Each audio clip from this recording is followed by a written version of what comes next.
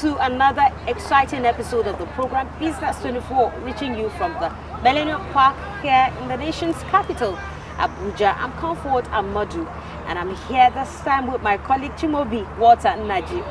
It's really good to have you back on set, you know. Yes, Comfort. It sure feels great to be back. And the program this week features exciting world of art, entertainment, and of course, handicraft. Cool, right? Very well. And you can see behind us we have lots of arts and crafts, and we're going to be talking a lot about that. But don't forget, we're still bringing our regulars, the young entrepreneur, capital market review, and of course export tips. But these we will bring your way after the break. Don't go away.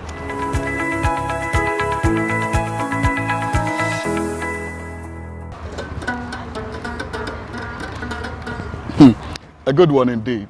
Now, time now for business. Available data reveals that the global handicraft market reached $583.4 billion in 2018. Now, this is aside the creative industry, which value is trillions of dollars. And of course, the United States alone accounted for $43.9 billion in the period under review, according to research from the Association of Creative Industries. Now, the global handicraft market offers a wide range of products from which African handicrafts have always stood unique. And Amaka Owo in Lagos tells us how this particular craft has been unique.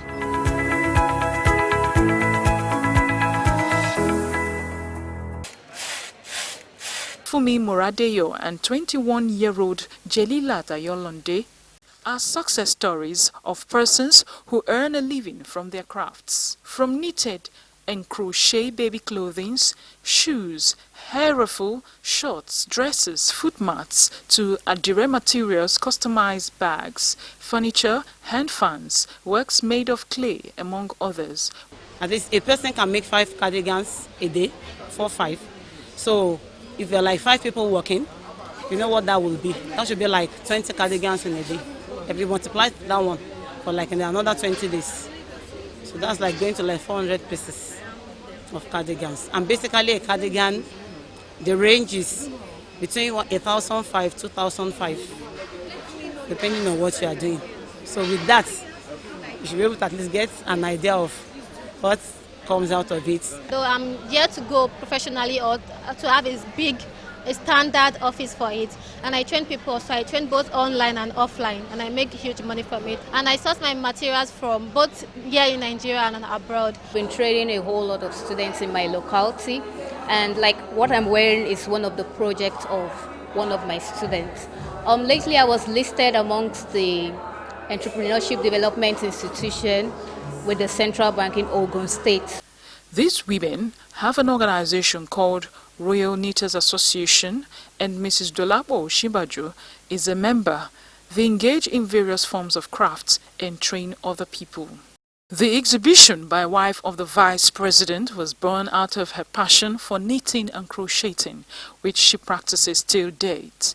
These are her works, including this dress she crocheted with her hands in 2007. We found that a lot of women didn't have hobbies, and a lot of children were more or less addicted to TV and their mobile phones. So it would be a good idea to revive the crafts. A lot of the people who crochet can actually make a living from crochet. In this part of the country, we don't really need anything, we don't need acrylic yarns as such. Cotton is better. So we have cotton yarns. You can see this doily here. I made this doily about 35 years ago. These are things that one can pass on from one generation to the other. It's a school for individuals living with autism, and the craft is a big part of their, of their work, because some of them find solace in working with clay. The essence of the exhibition is to ensure that these handcrafters are encouraged to produce on larger scale for commercial purposes and export. We're taking them abroad for exhibitions and trying to find buyers for their products. So this kind of thing will encourage more people to come out.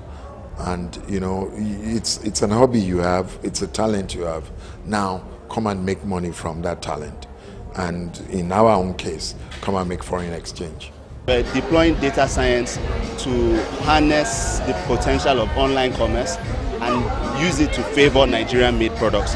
Kiki Oshimbajo, on the other hand, runs a different line of business using organic products. Skincare line that caters to all skin types. Our goal is literally to get everyone believing that you're beautiful in your own skin. No matter what skin tone you are, we all about. I source my materials in Nigeria. Everything is made in Nigeria. Everything is from Nigeria. Black soap is from the women in my village. Nigeria will retain her pride of place as a nation endowed with numerous potentials, most importantly, if these handmade in Nigeria products are properly harnessed.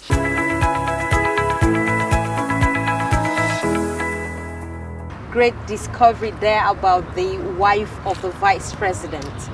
And it's also an established fact that the Nigerian entertainment industry has great potentials, but still needs little support to achieve them.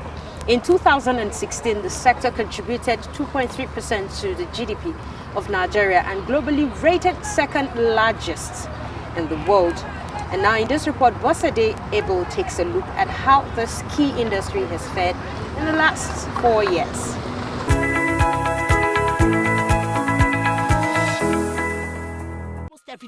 Don't you dare.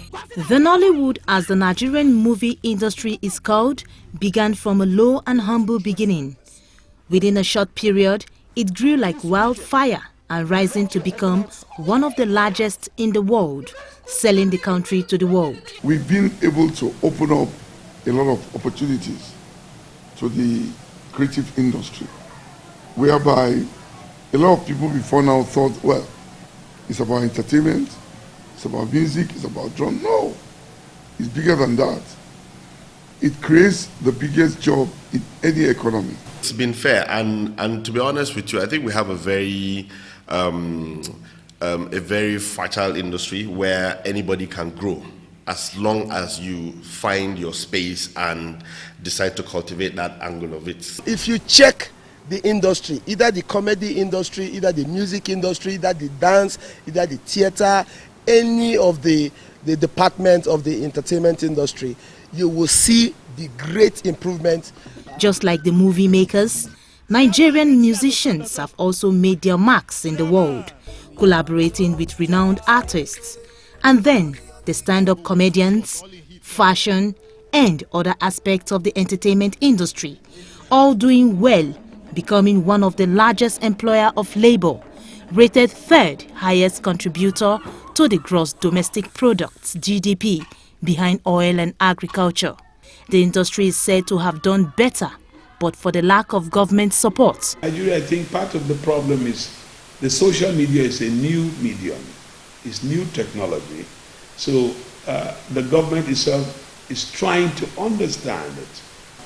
You should be able to protect me, the consumer, from the arbitrariness of hate speech. Putting an emphasis on education is also one of the major points. What they are just asking for is just one thing: help us control this market, help us control this piracy stuff, so that these actors and actresses can live a better life.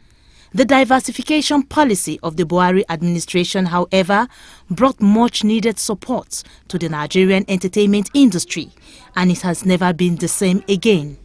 With the Economic Recovery and Growth Plan coming in 2017, focus on restoring growth, investing in people, and building a globally competitive economy which suits the industry, created a positive impact on the nation's economy. We are determined to change Nigeria from an import-dependent country to a producing nation. Players in the Nigerian entertainment industry in the last 4 years had it so good like never before and are looking forward to the next level.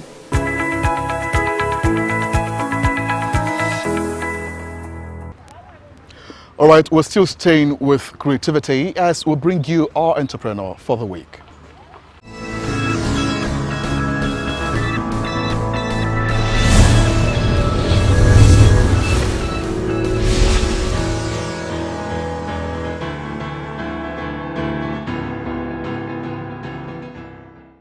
Art is a diverse range of human activities in creating visual, aura, or performing artifacts to express the artist's vision and skill. These entails painting, architecture, sculpture, theatre, dance, and several other performing arts. Renowned Nigerian artists like Yusuf Grillo, Ben Enwanwu, and Bruce Onobrakbeya, through their painting techniques, captured the minds and expression of their subconscious and portray beauty, thoughts, and observations of their immediate environment.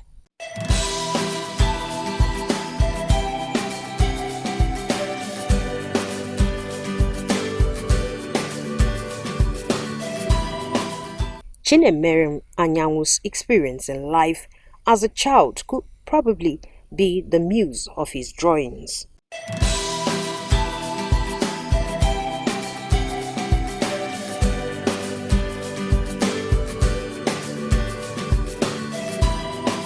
His interest in painting was more of a need to communicate effectively in early stages of his life. As a child back then, I was having this issue with reading and writing. I think the doctor called it dyslexia syndrome. So the only thing I was good at was putting things in order, like playing with mud or using pencil to create an illustration. This hitherto disability, however, translated into capability. Today, Chinemerem draws his inspiration from likely sources. Most artists tend to get their inspiration from music, some women, some drinking and different kind of promiscuous life. But I tend to get my inspiration from emotion, pain. Whenever I feel sad or I see something that makes me uncomfortable, then something it will just trigger from my subconsciousness that this is inspiring, despite it's not actually ideal for one to generate such power from there. But telling a story will make the art more interesting. 29-year-old is a graduate of FCT College of Education with a formal training in fine arts and applied arts. Chinemerem is passion-oriented with his various pieces. The child is the flame. For every mother wants their children to succeed, to be better than them. So they sacrifice everything they have. And if you notice, candle do fade, do die off each time it gives life to the light on it. So as if it's draining everything. So if you look at our motherhood, mothers are actually sacrificing more for their children to succeed, to become, to glow. For now, he says his labor in this field is yet to experience expected turnover, but he is optimistic of surmounting grey areas in his quest for relevance. My dream as an artist is to have my own art gallery, not just to do art for art's sake, to also collect artworks, and at the same time to inspire young artists like me and those that are coming after me that they can do more than me, that they should not limit themselves to what I have done or to what they are saying. They should aspire more, because art is not just for art's sake. Art is inspirational. It's even written back there in the book of history that most artists like Leonardo da Vinci, Pablo Picasso made so much impact in the world. Like they are the one that did the master plan for helicopter, even camera and all those things. If artists of those time can take out their time to invent what we are using now, that means there are more to art than just sitting down drawing. We can actually create things that will change the world for better. So that is my dream.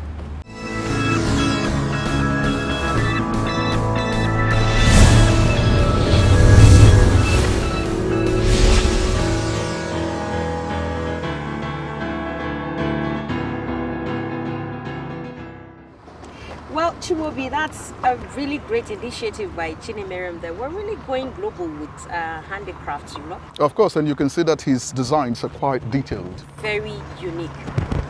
Well, moving on in the program, we're not done yet. We still have more for you. Now, export, also referred to as the timeless gold of inestimable value, one form of business that requires adequate information on the part of the exporter. So let's take some tips from our in-house expert, Femi Boyedi.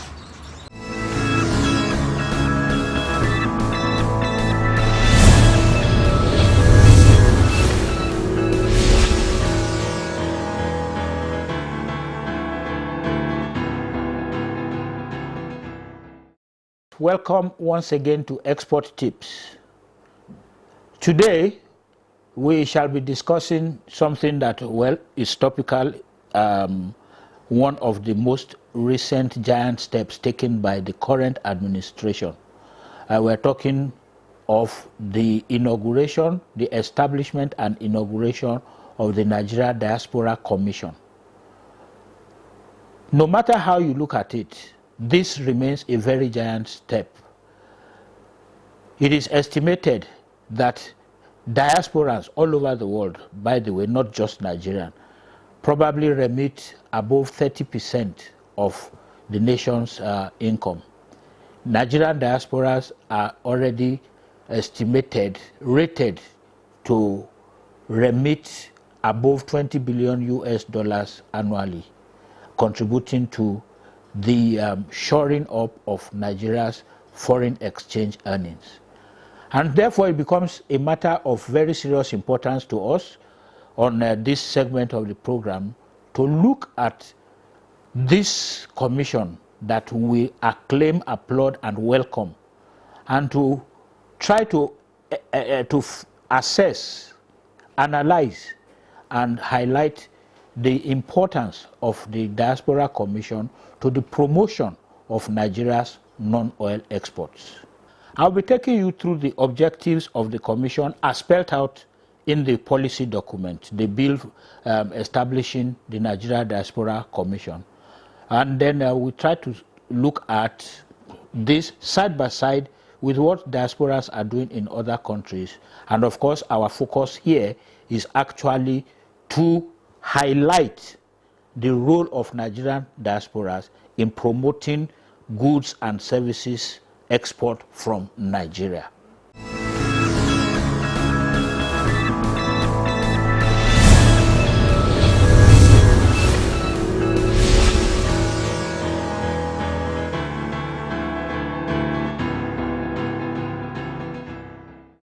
Well, coming up is the review of the Nigerian capital market. Do stay with us.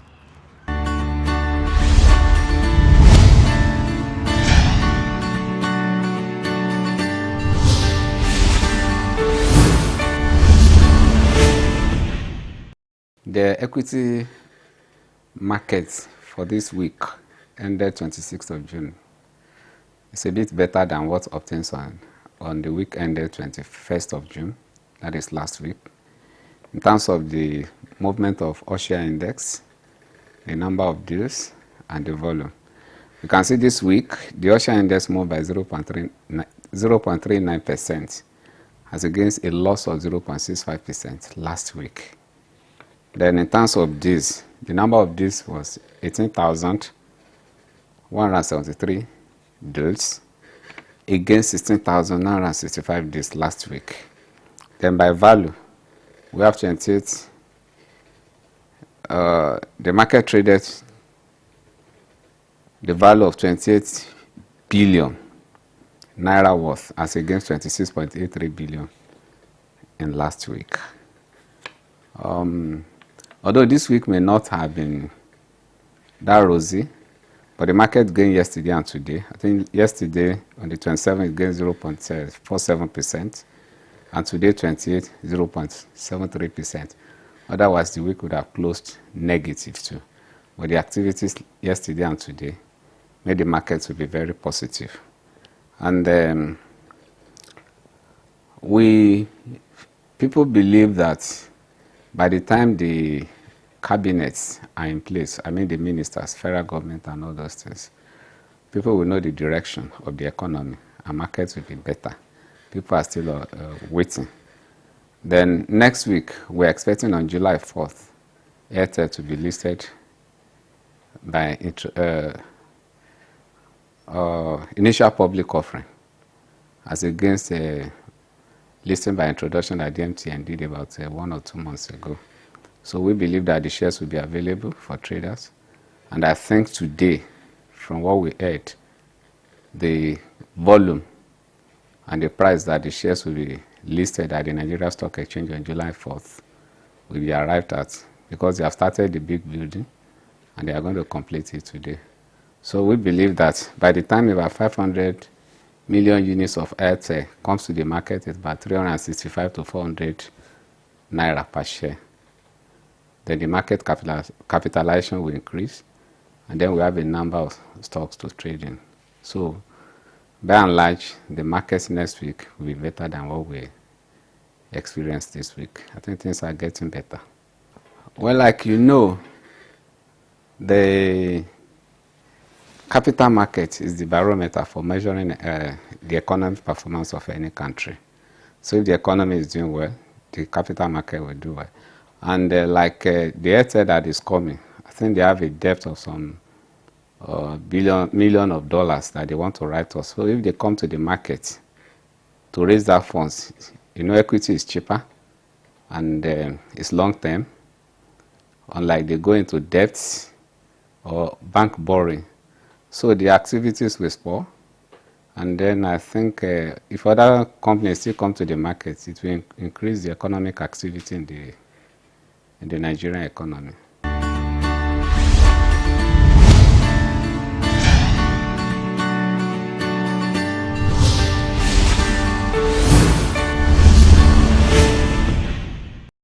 Wow, Chimobi were really a great people with great talents and potentials when it comes to not just agriculture but arts as well. Like the coat of arms says, we're great people and a great nation. I'm truly proud to be a Nigerian.